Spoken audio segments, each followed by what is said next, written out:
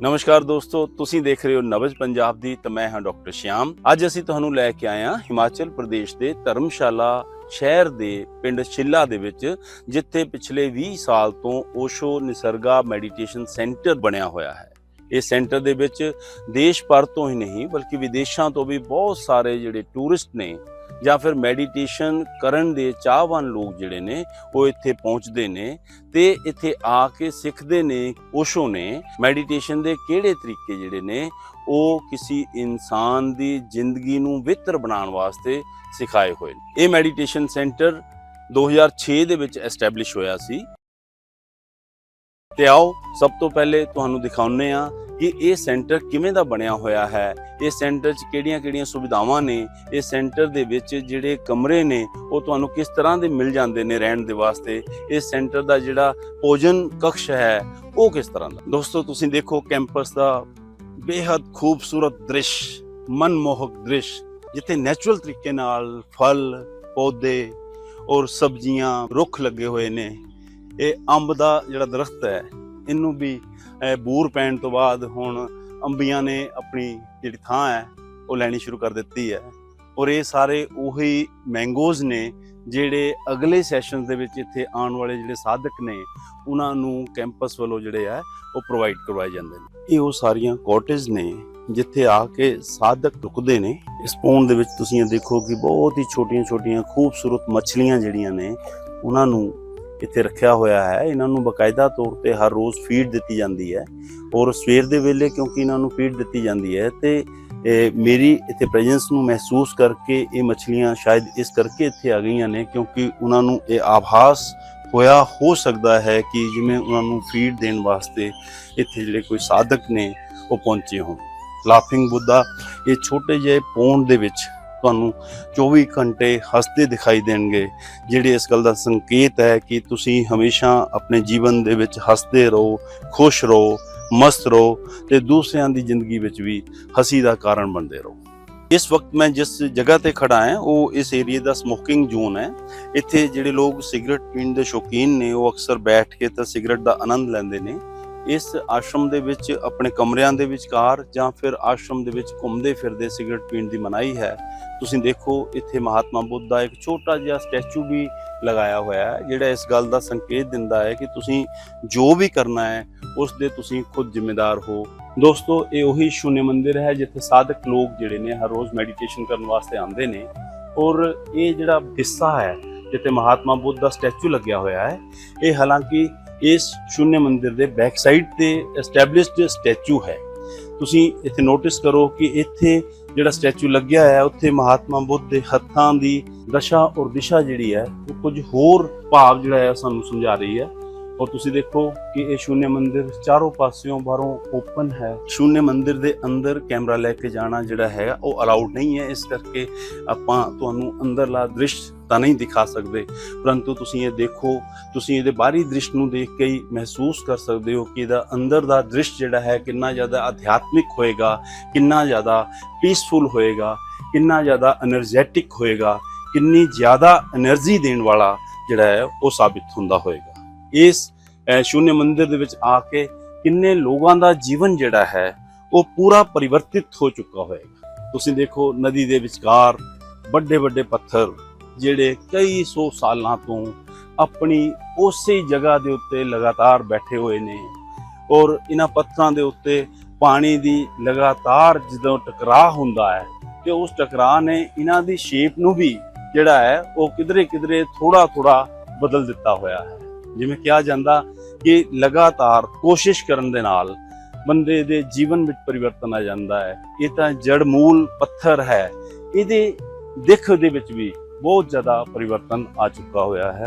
दोस्तों ओशो निसर्गा दे विच जे असीं गल स्टे दी करिए तो मैनूं इह दस्सण विच बड़ी खुशी महसूस हो रही है कि इत्थे दा जिहड़ा स्टे है वो एकदम नीट एंड क्लीन है। वैसे तो कई कैटेगरीज दे जिहड़े रूम ने वो साधकां वास्ते उपलब्ध ने, परंतु जिन्हां रूम्स नूं सब तो थल्लड़ी कैटेगरी दे भी मन लिया जाता है तो वो कुछ अंदरों देखण नूं इस तरह दे ने। इस वेले भावें सवेर दे 7 वजे ने परंतु सूरज जिहड़ा है एकदम सिर ते चढ़ आया है ते तुसीं देख सकते हो कि किवें कमरे ਦੀਆਂ ਬੰਦ ਲਾਈਟਾਂ ਹੋਣ ਦੇ ਬਾਵਜੂਦ ਵੀ ਪੂਰੀ ਰੋਸ਼ਨੀ ਜਿਹੜੀ ਹੈ ਉਹ ਕਮਰੇ ਨੂੰ ਤਰੋਤਾਜ਼ਾ ਕਰ ਰਹੀ ਹੈ। ਇਹਦੀ ਬਣਤਰ ਜੇ ਆਪਾਂ ਛੱਤ ਵਾਲੇ ਪਾਸਿਓਂ ਦੇਖਣੀ ਹੈ ਤੇ ਕੁਝ ਇਹਦਾ ਆਰਕੀਟੈਕਚਰ ਜਿਹੜਾ ਹੈ ਉਹ ਇਸ ਤਰੀਕੇ ਦਾ ਕੀਤਾ ਹੋਇਆ ਹੈ। ਮੈਂ ਸਮਝਦਾ ਕਿ ਸਟੇ ਦੇ ਮਾਮਲੇ 'ਚ ਬੜਾ ਯੂਨੀਕ ਸਟੇ ਹੈ।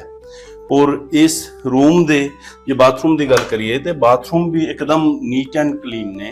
और तुसीं देखो कि बड़े साइज का शीशा लगा होया है और नहान वास्ते अलग तो कर्टेन और बाकी सारा जो साडियां डे टू डे यूजेस दियां जिहड़ियां जरूरतां ने उहदे हिसाब नाल इत्थे सारा प्रबंध किया होया है। ओशो निसर्गा मतलब पूरा प्रकृति। ओशो निसर्गा की खासियत यही है कि चारों तरफ से प्रकृति से भरा हुआ है और खुद ओशो कहते हैं कि मैं तो निसर्ग का भक्त हूँ। मतलब ओशो ने अगर किसी को कहा है कि मैं इनका भक्त हूँ तो वो निसर्ग है, वो पूरी प्रकृति का भक्त है। तो निसर्ग की खासियत ये है कि यहाँ पर चारों तरफ आप देखेंगे हरियाली से भरी हुई ये शिलाएं। इस गांव का नाम शिला है और इस गांव के नाम से ही इसको यहाँ पर चारों तरफ शिलाएं हैं। यहाँ पर कहीं भी निसर्ग ध्यान मंदिर में प्रकृति से बिल्कुल भी छेड़छाड़ नहीं किया गया इसको निर्माण करने में। अभी हम जिस बिल्डिंग के पास बैठे हुए हैं इस बिल्डिंग का नाम है कबीरा भवन। जैसा कि कबीर बहुत बड़े मिस्टिक हुए, उनका बहुत प्यारा एक भाव रहता था लोगों को भोजन कराने का। तो ये हमारा भोजन का एरिया, तो इसको हम कबीर भवन कहते हैं। और हमारे जो भवन है उनके नाम राधा कुंज के नाम से हैं, सिद्धार्था के नाम से हैं, मैत्रेय हैं और मीरदाद सूफी फकीर हुए उनके नाम से है। तो ये निसर्ग की खासियत है कि यहाँ पर आज 20 वर्षों से ध्यान हो रहा है। 20 वर्षों से उत्साह का एक ऐसा संगम समागम बना हुआ है यह केंद्र की भारत ही नहीं यहाँ के पूरे वर्ण विश्व से लोग आते हैं और यहाँ पर जमकर ध्यान करते हैं, जमकर उत्सव मनाते हैं। मुझे सबसे अच्छा यहाँ का नेचर और ये कल कल करती हुई नदी बहुत ही अच्छी लगी। मैं और भी जगह घूम के आया हूँ मगर यहाँ का नेचर है, जो प्रकृति है बहुत ही मधुर है, आपको सम्मोहित कर लेती है यहाँ की प्रकृति। यहाँ का कैंपस का नेचर है बहुत ही अच्छा है, यहाँ की वाइब्स हैं वो बहुत पॉजिटिव हैं। आपका जो भी मानसिक तनाव है या डिप्रेशन है वहाँ यहाँ पे आके एकदम फ्रेशनेस महसूस करता है। स्वामी जी, आज की लाइफ में हम लोग मिलावटी जीवन जी रहे हैं, खाने में, रहने में, चलने में। तो खाना वाला जो सबसे बड़ा मैटर है कि हमारा स्वास्थ्य सब सही कब रहेगा, जब खाना अच्छा मिलेगा। और यहाँ निसर्गा सेंटर पर हमको खाना 100% ऑर्गेनिक है। मान लीजिए हमको शिमला मिर्च खानी है तो यहाँ शिमला मिर्च उगाई जाती है। मान लीजिए लीची खानी है तो लीची उगाई जाती है। कैरी या आम खाया जाता है तो उगाया जाता है। आने वाले टाइम पे प्रत्येक व्यक्ति को अपनी हेल्थ सुधारने के लिए ऑर्गेनिक मटेरियल ही खाना पड़ेगा। यदि आपने ऑर्गेनिक मटेरियल नहीं खाया तो इस स्वास्थ्य खराब हो जाएगा। और स्वास्थ्य नहीं तो कुछ भी नहीं है। सबसे पहले आपका स्वास्थ्य, फिजिकली हेल्थ, उसके बाद में मेंटली है। वो यहाँ आने के बाद में सबसे पहले अच्छा खाना मिलेगा तो आप स्वस्थ रहेंगे। स्वस्थ रहेंगे तो हैप्पीनेस इंडेक्स अच्छा रहेगा। और यहाँ ओशो सेंटर पे आने के बाद में हमें एक अच्छा एहसास ये हुआ है कि प्रेजेंट में जियो, प्रेजेंट मोमेंट में ही जीना है। वर्तमान को जीना सिखाने वाला काम ही ओशो ने किया है। Thank you. ਜਦੋਂ ਕਿ ਜਿਹੜਾ ਦੂਸਰਾ ਹਿੱਸਾ ਹੈ ਉਹ ਟਰੈਕਿੰਗ ਵਾਸਤੇ ਬਣਾਇਆ ਹੋਇਆ ਇੱਕ ਛੋਟਾ ਜਿਹਾ ਰੋਡ ਹੈ ਜਿਹੜਾ ਆਸ਼ਰਮ ਵੱਲੋਂ ਬਣਾਇਆ ਗਿਆ ਹੈ। ਔਰ ਇਸ ਰੋਡ ਦੇ ਉੱਤੇ ਅਸੀਂ ਟਰੈਕਿੰਗ ਕਰਦੇ ਕਰਦੇ ਜਦੋਂ ਅਗਾਂਹ ਵਧਦੇ ਹਾਂ ਤੇ ਤੁਸੀਂ ਦੇਖੋ ਕਿ ਇਸ ਪਾਸੇ ਜਿਹੜਾ ਬਕਾਇਦਾ ਤੌਰ ਤੇ ਗੇਟ ਲਗਾਇਆ ਹੋਇਆ ਹੈ ਔਰ ਇਹਦੇ ਅੱਗੇ ਜਿਹੜਾ ਬ੍ਰਿਜ ਹੈ, ਇਹ ਬ੍ਰਿਜ ਜਿਹੜਾ ਇਹ ਪਿੰਡ ਹੈ ਸ਼ੀਲਾ ਪਿੰਡ ਤੇ ਆਸ਼ਰਮ ਨੂੰ ਆਪਸ ਵਿੱਚ ਕਨੈਕਟ ਕਰਦਾ ਹੈ। ਔਰ ਇਹਦੇ ਨਾਲ ਹੀ ਇਹ ਟਰੈਕਿੰਗ ਏਰੀਆ, ਇਹਦੇ ਤੁਸੀਂ ਅਗਰ ਸੱਜੇ ਪਾਸੇ ਦੇਖੋ ਤੇ ਲਗਾਤਾਰ ਜਿਹੜਾ ਪਾਣੀ ਦੀ ਕਲਕਲ ਦੀ ਧਵਨੀ ਪੈਦਾ ਕਰਨ ਵਾਲੀ ਨਦੀ ਬਹਿੰਦੀ ਰਹਿੰਦੀ ਹੈ। 24 ਘੰਟੇ ਇਹ ਨਦੀ ਚੱਲਦੀ ਰਹਿੰਦੀ ਹੈ। ਔਰ ਇਸ ਨਦੀ ਦੇ ਖੱਬੇ ਪਾਸੇ ਅਗਰ ਆਪਾਂ ਦੇਖੀਏ ਤੇ ਇਹ ਜਿਹੜੀਆਂ ਹਟਸ ਬਣੀਆਂ ਹੋਈਆਂ ਨੇ ਔਰ ਇਹ ਜਿਹੜੇ 5 ਸਟਾਰ ਜਿਹੜੇ ਰੂਮਸ ਨੇ ਉਹ ਉਪਲਬਧ ਨੇ। ਔਰ ਇਹਨਾਂ ਰੂਮਸ ਦੇ ਵਿੱਚ ਜਿਹੜੇ ਸਾਧਕ ਲੋਕ ਨੇ ਉਹ ਅਕਸਰ ਆ ਕੇ ਠਹਿਰਦੇ ਨੇ। ਉਹ ਨਦੀ ਦਿਖਾਣੇ ਚਾਹਾਂਗਾ ਜਿਹੜੀ ਆਸ਼ਰਮ ਦੇ ਵਿੱਚੋਂ ਦੀ ਨਿਕਲਦੀ ਹੈ ਔਰ ਇਹਦੇ ਵਿੱਚ 24 ਘੰਟੇ ਜਿਹੜਾ ਪਾਣੀ ਹੈ ਉਹ ਇੱਕ ਵਿਸ਼ੇਸ਼ ਤਰ੍ਹਾਂ ਦਾ ਸੰਗੀਤ ਪੈਦਾ ਕਰਦੇ ਹੋਏ ਲਗਾਤਾਰ ਚੱਲਦਾ ਰਹਿੰਦਾ ਹੈ। ਤੁਸੀਂ ਦੇਖੋ ਕਿ ਇਸ ਵੇਲੇ ਮੈਂ ओशो निसर्गा आश्रम दे एकदम विचकार बैठा होया हाँ ते चारों पासे दा जिहड़ा एटमोसफेयर है एकदम काम और प्रकृति दी गोद विच बैठे होण दा एहसास दिलाउण वाला है। इस वेले सवेर दा वेला है, जून दा महीना है और ਜਿਹੜਾ ਇੱਥੇ ਕੈਂਪ ਚੱਲ ਰਿਹਾ ਹੈ ਉਹ 5 ਦਿਨ ਦਾ ਕੈਂਪ ਹੈ। ਸਭ ਤੋਂ ਇੰਪੋਰਟੈਂਟ ਗੱਲ ਜੋ ਸਾਧਕ ਲੋਕ ਇੱਥੇ ਕਰਨ ਵਾਸਤੇ ਆਉਂਦੇ ਨੇ ਉਹ ਮੈਡੀਟੇਸ਼ਨ ਦੀਆਂ ਟੈਕਨੀਕਸ ਸਿੱਖਣ ਵਾਸਤੇ ਆਉਂਦੇ ਨੇ। ਸਾਨੂੰ ਦੱਸਣ 'ਚ ਬੜੀ ਖੁਸ਼ੀ ਹੋ ਰਹੀ ਹੈ ਕਿ ਅਸੀਂ ਇੱਥੇ ਆ ਕੇ 5 ਦਿਨ ਦਾ ਪਹਿਲੇ ਕੈਂਪ ਅਟੈਂਡ ਕੀਤਾ ਔਰ 5 ਦਿਨ ਮੈਡੀਟੇਸ਼ਨ ਦੀਆਂ ਪ੍ਰਕਿਰਿਆਵਾਂ ਸਿੱਖੀਆਂ ਨੇ। ਮੈਂ ਇਸ ਮਾਈਂਡਸੈਟ ਦੇ ਨਾਲ ਇੱਥੇ ਆਇਆ ਸੀ ਕਿ ਸ਼ਾਇਦ ਇਸ ਸੈਂਟਰ ਦੇ ਵਿੱਚ ਕੋਈ ਇੱਕੋ ਹੀ ਮੈਡੀਟੇਸ਼ਨ ਦਾ ਤਰੀਕਾ ਜਿਹੜਾ ਹੈ ਉਹ ਸਿਖਾਇਆ ਜਾਂਦਾ ਹੋਵੇਗਾ, ਪਰੰਤੂ ਤੁਹਾਨੂੰ ਦੱਸਦਿਆਂ ਹੋਇਆ ਸਾਨੂੰ ਖੁਸ਼ੀ ਹੋ ਰਹੀ ਹੈ ਕਿ ਇੱਥੇ ਆ ਕੇ ਸਾਨੂੰ ਲਗਭਗ 8 ਤੋਂ 10 ਮੈਡੀਟੇਸ਼ਨ ਦੇ ਤਰੀਕੇ ਸਿਖਾਏ ਗਏ ਹਨ। ਸਵੇਰ ਦੇ ਵੇਲੇ ਜਿੱਥੇ ਡਾਇਨਾਮਿਕ ਮੈਡੀਟੇਸ਼ਨ ਸਿਖਾਈ ਜਾਂਦੀ ਹੈ, ਉੱਥੇ ਸ਼ਾਮ ਦੇ ਵੇਲੇ ਕੁੰਡਲਿਨੀ मैडिटेशन सिखाया जाना मैंडेटरी होता है। मैं अपनी समझ की बात करूंगा, जहाँ तक मैं डायनेमिक को समझा हूँ। हमारी जीवन की जो दिनचर्या है उसके दौरान बहुत सारे इमोशन होते हैं जो हम अंदर कंप्रेस कर लेते हैं, दबा लेते हैं। जनरल लाइफ में बहुत बार किसी चीज़ पे गुस्सा आता है, ना होती है, असहमति होती है, तो हम लोग वो रिएक्ट नहीं कर पाते उस मौके पर। तो डायनेमिक में मैंने देखा है कि जो सांसों की जो प्रक्रिया है उसके द्वारा हमारे इमोशंस बाहर आते हैं। तो जब इमोशंस बाहर आ जाते हैं तो बड़ा रिलैक्स महसूस होता है। इसका पहला जो चरण है वो क्योटिक ब्रीदिंग के बारे में, अराजक सांस लेनी होती है जिनका कोई पैटर्न नहीं होता। कुछ एग्जाम्पल के तौर पर बता सकते हैं कि कैसे लेते हैं सांस? हाँ जी। दूसरा जो स्टेप है उसके अंदर जो भी भाव उठ रहा है, मान लो आपका हंसने का मन है, रोने का मन है, चीखने चिल्लाने का, मारने पीटने का, गुस्सा करने का, तो जैसा भी भाव आ रहा है उस भाव को एक्सप्रेस करना है। और स्वामी जी तीसरा स्टेप? तीसरे चरण के अंदर हु की आवाज करनी होती है। कैसे? हमें जंप करना होता है और जब नीचे गिरते हैं तो मुंह से हु हु हु हु ऐसे हु की चोट नाभि पर करनी होती है। उससे भी जिस तरह के इमोशन या कुछ हमने दबा रखा है कुछ है वो भी उससे बाहर आता है। और चौथा स्टेप? और चौथा जो स्टेप है उसमें ओशो की आवाज आती है कि स्टॉप, और हम जैसे जिस मोड के अंदर, जिस स्थिति के अंदर है वैसे ही रुक जाना होता है।